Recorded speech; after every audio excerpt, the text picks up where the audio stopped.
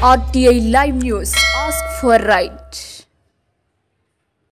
RTI live news కి స్వాగతం. రాప్తా నియోజకవర్గంలో మొన్నటి రోజున ముఖ్యమంత్రి సిద్ధం సభలో కవరేజ్ కోసం వచ్చిన ఆంధ్రజ్యోతి జిల్లా ఫోటోగ్రాఫర్ కృష్ణపైన వైసీపీ పార్టీ కార్యకర్తలు దాడి చేయడాన్ని చెన్నై కొత్తపల్లి మండలం జర్నలిస్టులు నిరసన తెలిపారు. మండల కేంద్రంలో అంబేద్కర్ విగ్రహం వద్ద నుండి ర్యాలీతో వెళ్లి పోలీస్ స్టేషన్ ముందు సీఐకి మండల రెవెన్యూ కార్యాలయం నందు ఎంఆర్ఓకి జర్నలిస్టులపై జరిగిన దాడికి సంబంధించిన వ్యక్తులపై వెంటనే చర్యలు తీసుకోవాలని వినతి పత్రాన్ని ఇచ్చారు. జర్నలిస్టు మాట్లాడుతూ పాత్రికేయుడు తన పనిని తను నిర్వహించడం తప్ప అని ప్రశ్నించారు. రాష్ట్ర ముఖ్యమంత్రి సభలో ఒక పాత్రికేయునికి రక్షణ లేకపోతే ఎలా? ఫోటోగ్రాఫర్ అతని పనితీని చేయడం తప్ప ప్రజాస్వామ్యంలో ఇలాంటి వాటికి ఉపేక్షించేదలేదు. వీటికి కారకులైన వారిని వెంటనే కఠినంగా శిక్షించాలని పేర్కొన్నారు.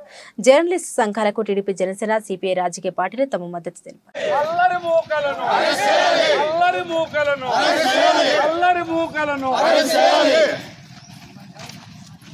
దాడి చేసిన వారిపై వెంటనే దాడి చేసిన వారిని వెంటనే కాపాడాలి. సాక్షాత్తు ముఖ్యమంత్రి ప్రోగ్రాంలో ఒక విలేకరిపై మానవత్వం సిగ్గుపడేలా ఒక వ్యక్తిని, ఒక విలేకరిగా కాకుండా ఒక వ్యక్తిని వేటాడే రకంగా వైసీపీ మూకలు ఎంతటి ఘోరంగా కొట్టి రక్తగాయాలు చేసి చాలా ఇబ్బంది పెట్టారు. యాక్చువల్గా అతను చేసిన తప్పే ఉంది. విలేకరిగా తన వృత్తి ధర్మాన్ని నిర్వర్తించాడు తప్ప వేరే వ్యక్తిగతంగా ఏం వెళ్ళలేదు. అయితే కూడా వీళ్ళు ఎవరైతే అల్లరి మూకలు వాళ్ళు ప్రేరేపించారా లేకుంటే వాళ్ళు వ్యక్తిగతంగా వచ్చారో తెలియదు, కానీ అతి ఘోరంగా కిరాతకంగా వేటాడుతూ కొట్టడం అనేది చాలా తప్పు. ప్రజాస్వామ్యంలో ఎవరికైనా భావ ప్రకటన ఉంటుంది. అందులో భాగంగా ఆంధ్రజ్యోతి కావచ్చు, సాక్షి కావచ్చు, మరి ఏ ఛానల్కైనా కూడా పత్రికా స్వేచ్ఛ ఉంటుంది. అందుకను ఎవరైతే ఈ ఘటనకు పాల్పడ్డారో నిందితులను కఠినంగా శిక్షించి ప్రజాస్వామ్యాన్ని కాపాడాలని కోరుకుంటున్నాను. ప్రజాస్వామ్యంలో ఒక దుర్దినంగా నిలిచిపోయింది. ప్రజాస్వామ్యంలో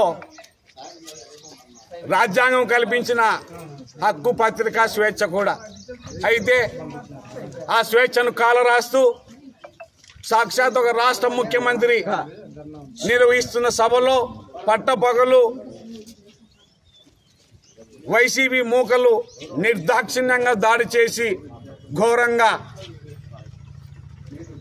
ఫోటోగ్రాఫర్ శ్రీకృష్ణపై దాడి చేయడం నిజంగా చాలా బాధాకరం. ఈ సంఘటనను యావత్తు లోకం, యావత్తు ప్రజాలోకం, యావత్తు ప్రజాస్వామ్యం, యావత్తు వ్యవస్థ మొత్తం తీవ్రంగా ఖండించాల్సినటువంటి అవసరం ఎంతైనా ఉందని నేను తెలియజేస్తున్నా.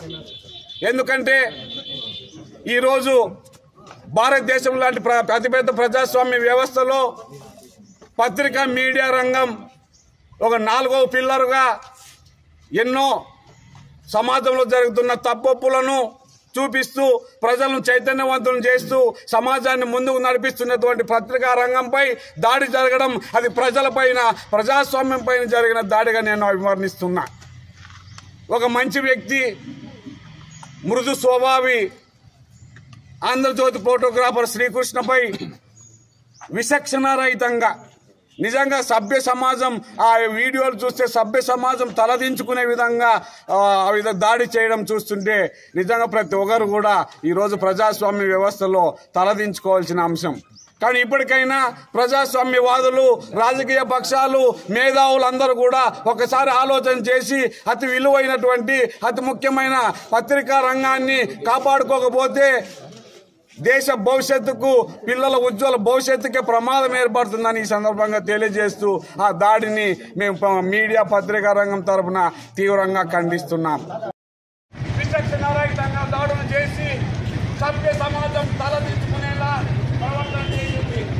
నిజంగా మన భారత ప్రజాస్వామ్య వ్యవస్థలో పత్రికా రంగం, మీడియా రంగం 4వ పిల్లలుగా పిలువబడుతుంది. ఈ వ్యవస్థ ప్రజాస్వామ్యానికి పట్టుబొమ్మ లాంటి పత్రికా స్వేచ్ఛను కాలరాస్తూ దుర్మార్గమైన, నికృష్టమైన స్వేచ్ఛలతో అరాచకాలు చేసి ఒక మంచి విలేకరిని విచక్షణంగా దాడి చేసి ఈరోజు ఆసుపత్రుల్లో సాగు బతుకుల్లో ఉన్నాడు. మరి ప్రతి సమాజంలో ప్రతి ఒక్కరు కూడా గ్రహించుకోవాలి.